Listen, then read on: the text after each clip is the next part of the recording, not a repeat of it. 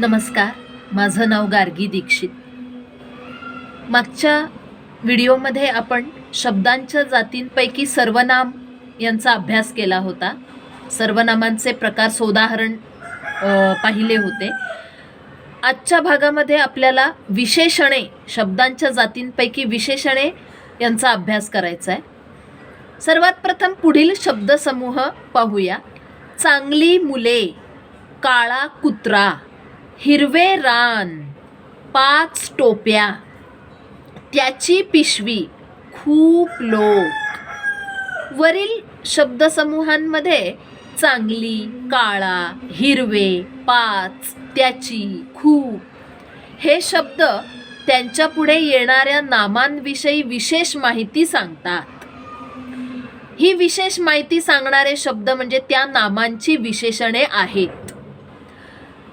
विशेषणाची व्याख्या अशा प्रकारे करता येईल की नामाबद्दल विशेष माहिती सांगून नामाची व्याप्ती मर्यादित करणाऱ्या शब्दास विशेषण असे म्हणतात. विशेषणाचे वैशिष्ट्य हे असते की नामाबद्दल अधिक माहिती सांगते व नामाची व्याप्ती मर्यादित करते व ते साधारणपणे नामापूर्वी येते. उदाहरणार्थ, टोपी हे नाम आहे. आपल्याला टोप्यांविषयी बोलायचं आहे. त्या टोप्यांची संख्या 5 असे सांगून आपण संख्या सांगितली व 5 काळ्या टोप्या असे म्हटले तर टोप्यांविषयी माहिती सांगून आपण ती मर्यादित केली. लोकरीच्या 5 काळ्या टोप्या आम्ही बाजारातून आणल्या.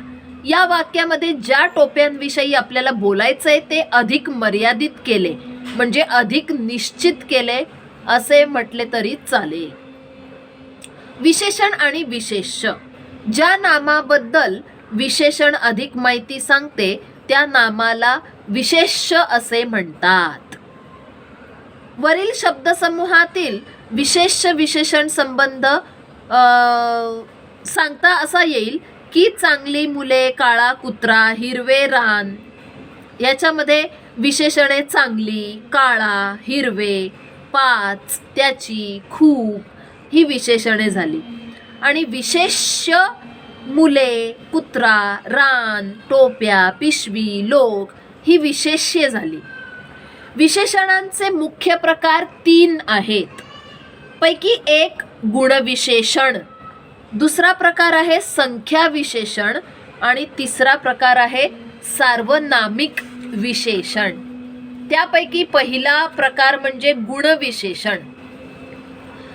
ज्या विशेषणाच्या योगाने नामाचा कोणत्याही प्रकारचा गुण किंवा विशेष दाखविला जातो त्यास गुणविशेषण असे म्हणतात. जसे मोठी मुले, आंबट बोरे, शुभ्र ससा, शूर सरदार, रेखीव चित्र, निळा सावळा झरा ही गुणविशेषणे होत. दुसरा प्रकार म्हणजे संख्या विशेषण. ज्या विशेषणाच्या योगाने नामाची संख्या दाखविली जाते त्यास संख्या विशेषण असे म्हणतात. संख्या विशेषणाचे 5 पोट प्रकार पडतात. ते म्हणजे एक गणनावाचक संख्या विशेषण, क्रमवाचक संख्या विशेषण, आवृत्तीवाचक संख्या विशेषण, पृथक्त्ववाचक संख्या विशेषण आणि अनिश्चित संख्या विशेषण. त्यापैकी पहिला प्रकार म्हणजे गणनावाचक संख्या विशेषण. 10 मुली, 14 भाषा, 60 रुपये, सहस्र किरणे, अर्धा तास, दोघे मुलगे इत्यादी यांना गणनावाचक संख्या विशेषण म्हटलेलं आहे. कारण मोजलेत ना, 10 मुली, 14 भाषा, मोजून तेवढ्या भाषा आहेत, तेवढ्या मुली आहेत असा त्याचा अर्थ होतो. म्हणून मग हे गणनावाचक संख्या विशेषण. दुसरा प्रकार आहे क्रमवाचक संख्या विशेषण. उदाहरणार्थ, पहिला वर्ग, 4था बंगला, 8वी इयत्ता, 60वे वर्ष या शब्दांमध्ये पहिला, 4था, 8वी, 60वे ही विशेषणे वस्तूंचा क्रम दाखवतात. म्हणून अशा संख्या विशेषणांना क्रमवाचक संख्या विशेषणे म्हणतात. कारण पहिला चौथा आहे तर संख्या तर आहेतच, शिवाय क्रम पण सुद्धा दाखवलेला आहे, म्हणून क्रमवाचक संख्या विशेषण असं म्हटलेलं आहे. संख्या विशेषणांचा तिसरा प्रकार म्हणजे आवृत्तीवाचक संख्या विशेषण. चौपट मुले, दसपट रुपये, दुहेरी रंग, द्विगुणित आनंद या शब्दांमधील चौपट, दसपट, दुहेरी, द्विगुणित ही विशेषणे संख्येची किती वेळा आवृत्ती झाली आहे हे दाखवितात, म्हणून आवृत्तीवाचक संख्या विशेषणे असे म्हणतात. आवृत्ती म्हणजे मराठीत आपण म्हणतो इतके वेळा, एवढ्या वेळा, कितीदा असं जेव्हा म्हणतो तेव्हा ते म्हणजे आवृत्तीवाचक विशेषण असतं. त्यानंतर संख्या विशेषणाचा पुढचा प्रकार पृथकत्ववाचक संख्या विशेषण. उदाहरणार्थ बघूया. एक एक मुलगा, 10 10चा गट या उदाहरणांमध्ये काय आहे की ही विशेषणे वेगवेगळा किंवा पृथक असा बोध करून देतात, म्हणून अशा विशेषणांना पृथकत्ववाचक संख्या विशेषणे असे म्हणतात. संख्या विशेषणाचा पुढचा शेवटचा प्रकार म्हणजे अनिश्चित संख्या विशेषण. याच्यामध्ये उदाहरणार्थ बघा. सर्व रस्ते, थोडी मुले, काही पक्षी, इतर लोक इत्यादी देश.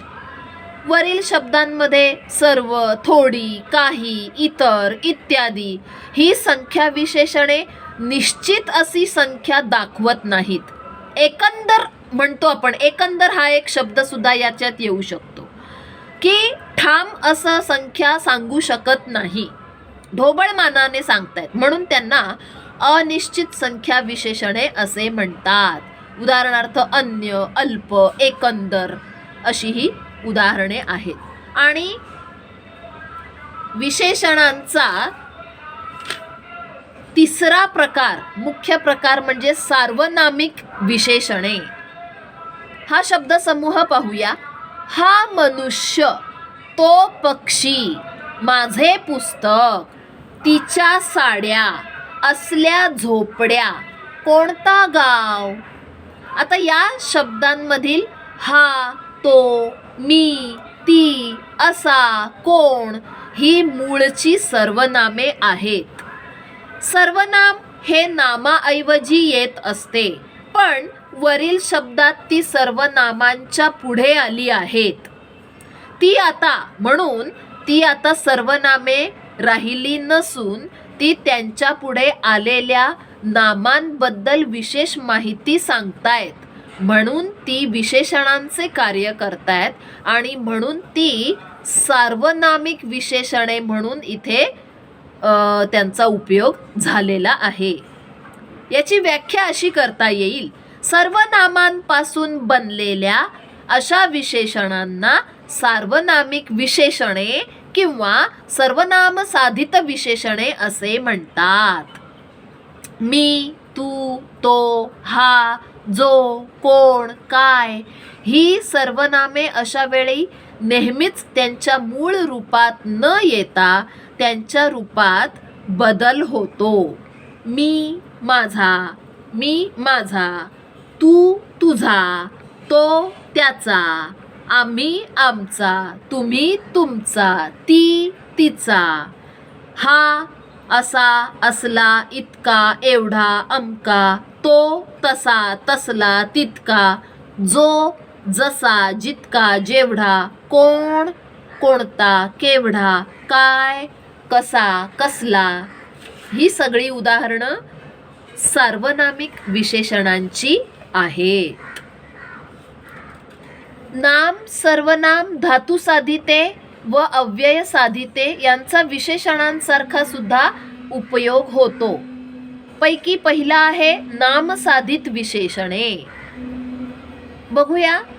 मी आज साखर काकडी खाल्ली. त्याचा मित्र पुस्तक विक्रेता होता. रामला फळभाजी फार आवडते. या वाक्यांमध्ये साखर, पुस्तक, फळ ही मूळची नामे आहेत. पण वरील वाक्यात ती त्यांच्या पुढे आलेल्या नामांबद्दल अधिक माहिती सांगतात, म्हणजे ती विशेषणांची कार्य करतात. आणि नामांपासून तयार केलेल्या विशेषणांना नामसाधित विशेषण असे म्हणतात. म्हणून ही नामसाधित विशेषणे होत. दुसरा प्रकार आहे धातुसाधित विशेषणे.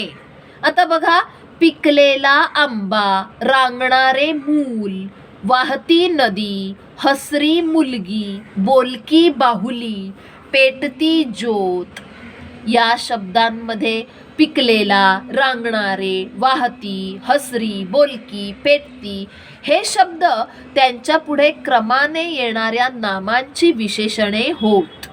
पण ही विशेषणे पीक, रांग, वाह, हस, बोल, पेट या धातूंपासून बनलेली आहेत. धातू म्हणजे काय? क्रियापदांचे मूळ रूप म्हणजे धातू, आणि ही त्या धातूंपासून बनलेली आहेत. म्हणून अशा विशेषणांना धातुसाधित विशेषणे असे म्हणतात. त्यानंतरचा प्रकार आहे अव्ययसाधित विशेषणे. उदाहरणार्थ, वरचा मजला, खालची माडी, मागील दार, पुढची गल्ली. याच्यामध्ये आता वरचा, खालची, मागील, पुढची हे शब्द त्यांच्या पुढे आलेल्या मजला, माडी, दार, गल्ली या नामांची विशेषणे आहेत. पण ही विशेषणे वर, खाली, मागे, पुढे या अव्ययांपासून तयार झालेली आहेत. म्हणून त्यांना अव्ययसाधित विशेषणे म्हणतात.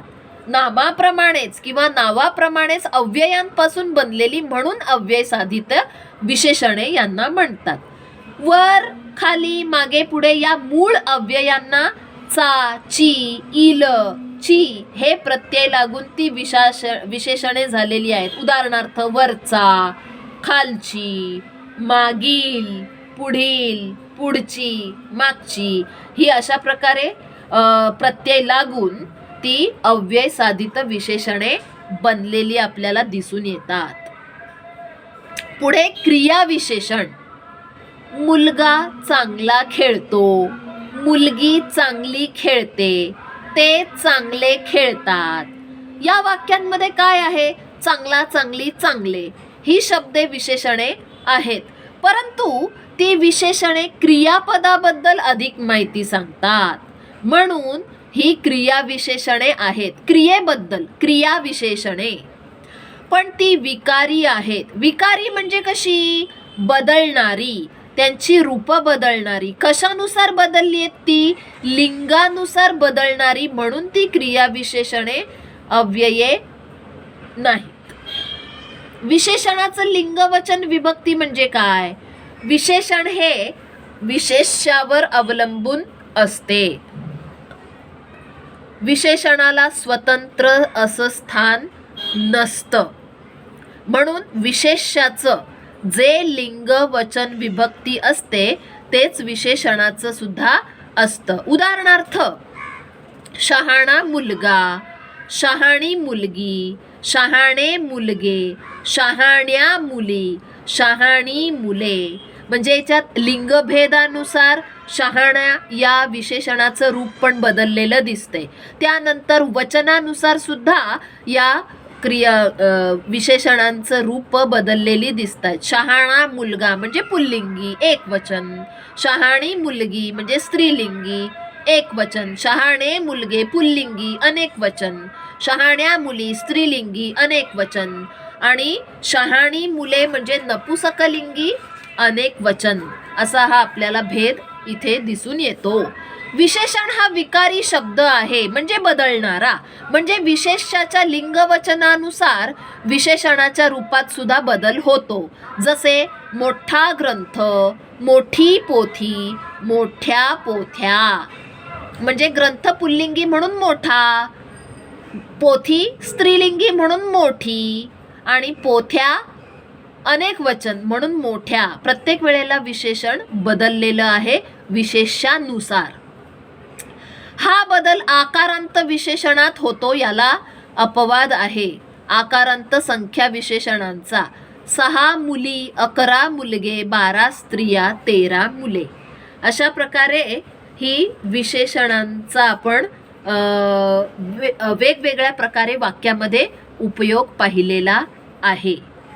धन्यवाद.